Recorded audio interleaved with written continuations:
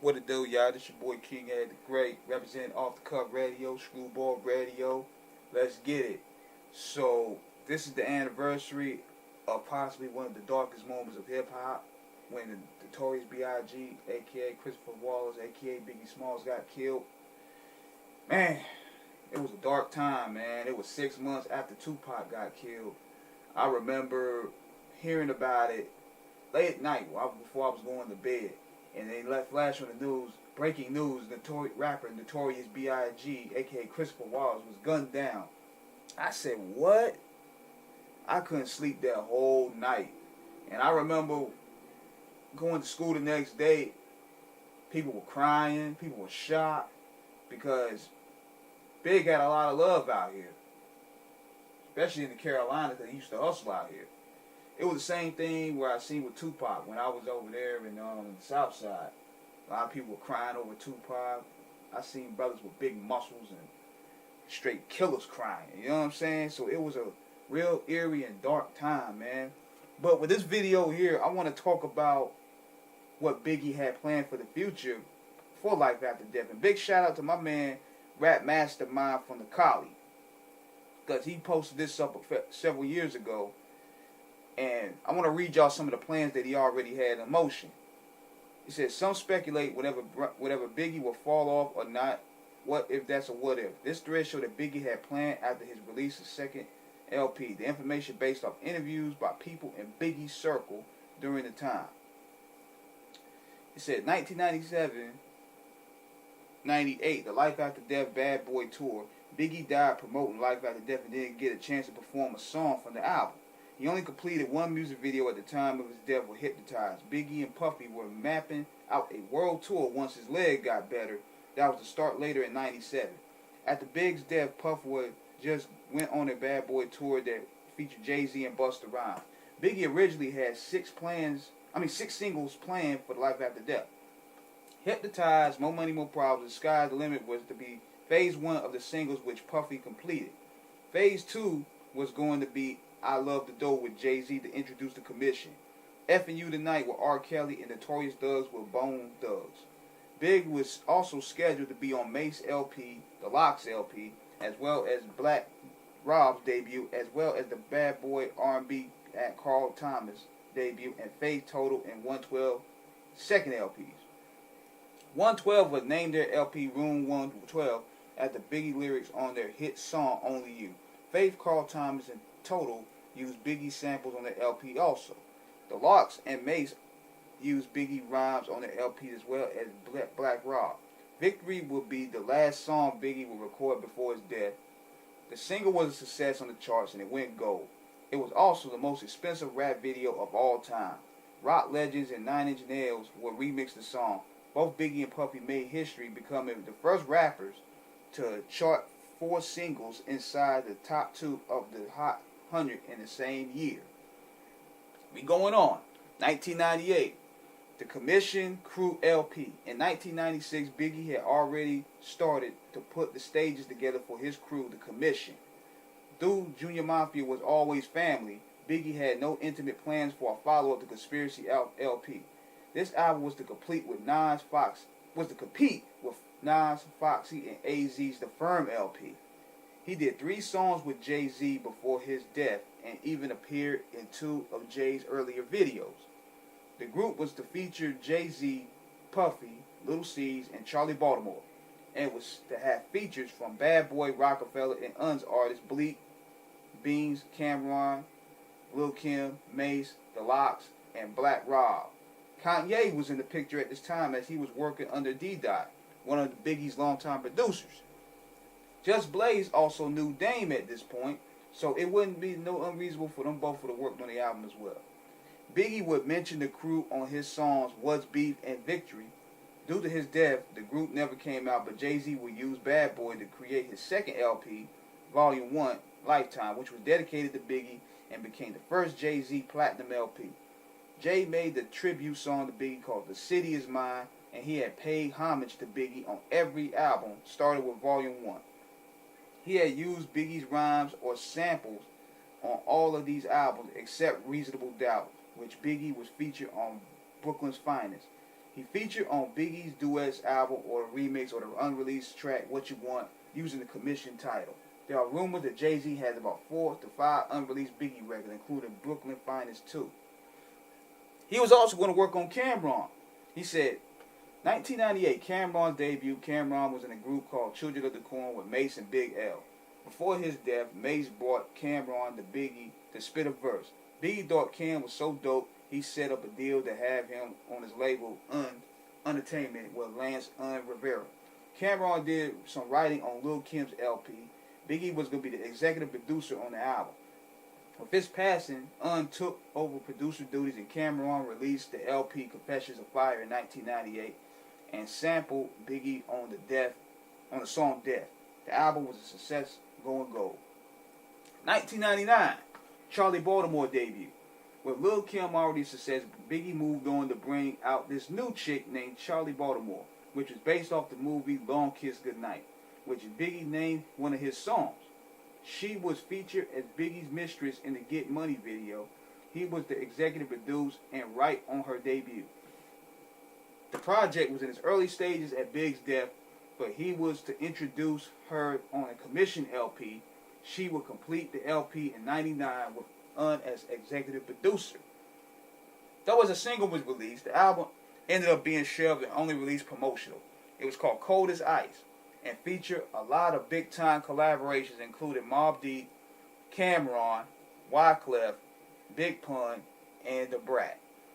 There was also production from DJ Premier, Havoc, RZA, and Teddy Riley.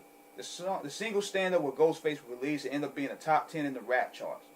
Charlie would sample Biggie on the song Everybody Wanna Know. Then you had 1999 with Lil C's debut when it said Biggie decided he would start to push Lil C's and Lil Kim from the group for solo projects. Kim's debut was already out before his death, as he was mapping out Lil C's debut during that time, which he would executive produce and write on some tracks.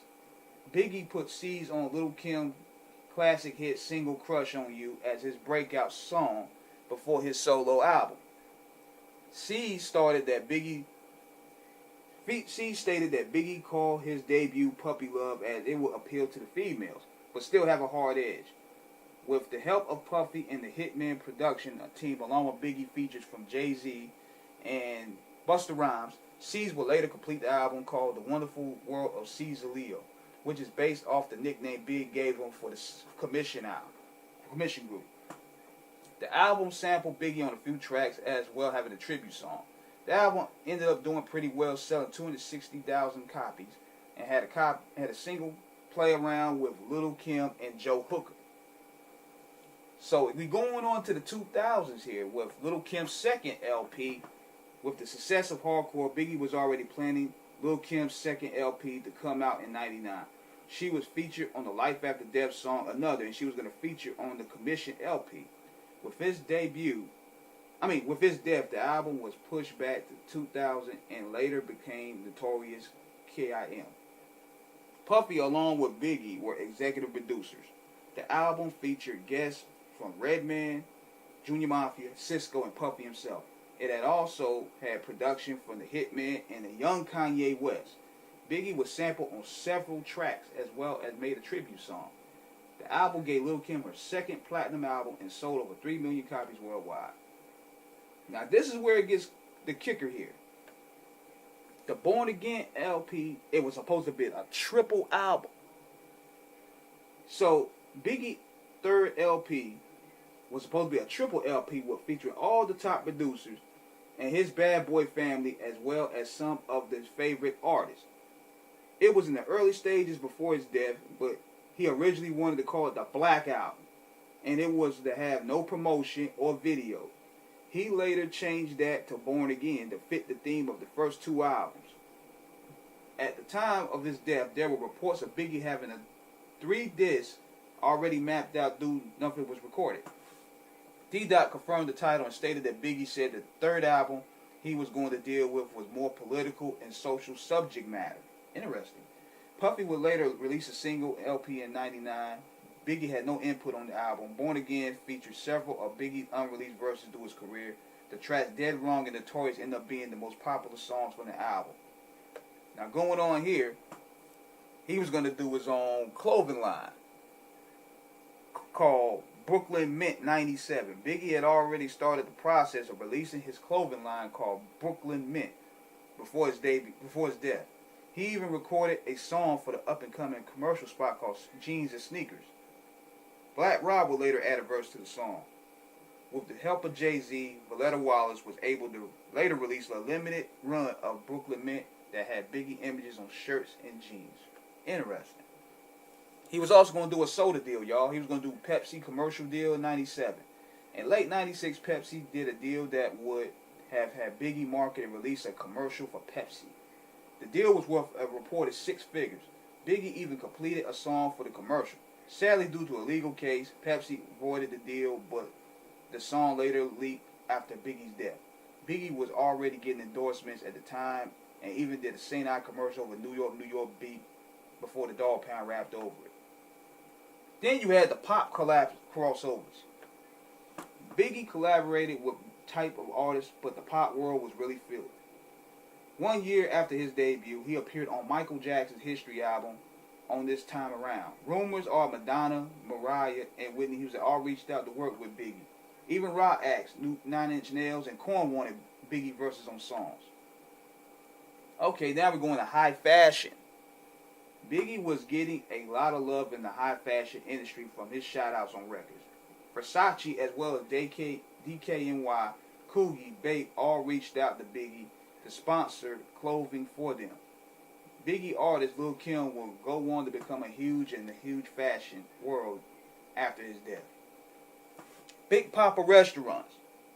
Biggie was in the early stages of opening a chain of restaurants in New York called Big Papa's, which main feature would be chicken and hamburgers. Movies and TV. Biggie already got a start on the small screen appearing in Martin and New York Undercover, as well as the documentaries, The Show, and Rhyme and Reason. Before his death, his agents got calls from Christopher Walken and Robert De Niro for Biggie to appear in projects. Biggie was also said to be working on screenplay before his death. 12 years later, a major Hollywood biopic, Notorious, was released about his life and will go on to make over $40 million worldwide and an additional $25 million in DVD sales. The soundtrack will feature his demo tape, and the legendary film composer Danny Elfman did the score for the film. Interesting. So the morale is, Big had a lot of plans, man, and it's just sad that he wasn't able to complete them. But you got to look at it like this.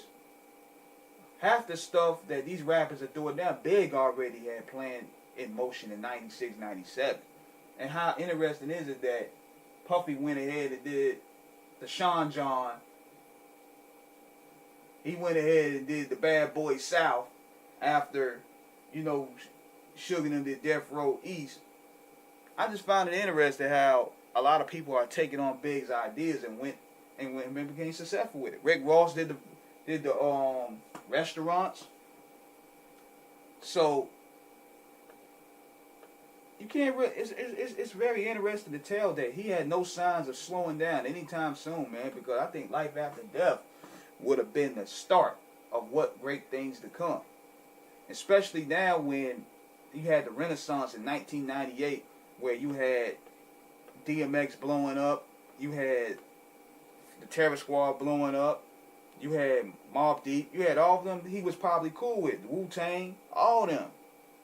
So it's just sad to see, man. But we knew Big had a big future, but he left a lifelong legacy on this earth, man, just with his music, just for the people he put on, and just for the people he impacted. So rest in peace, Biggie Smalls, man. This is King Eric signing out. This is probably one of the longest videos I did. I stammered a little bit, so pardon me because I'm just getting up in the morning. But subscribe, hit that like button for me. Let me know what you guys think. Peace.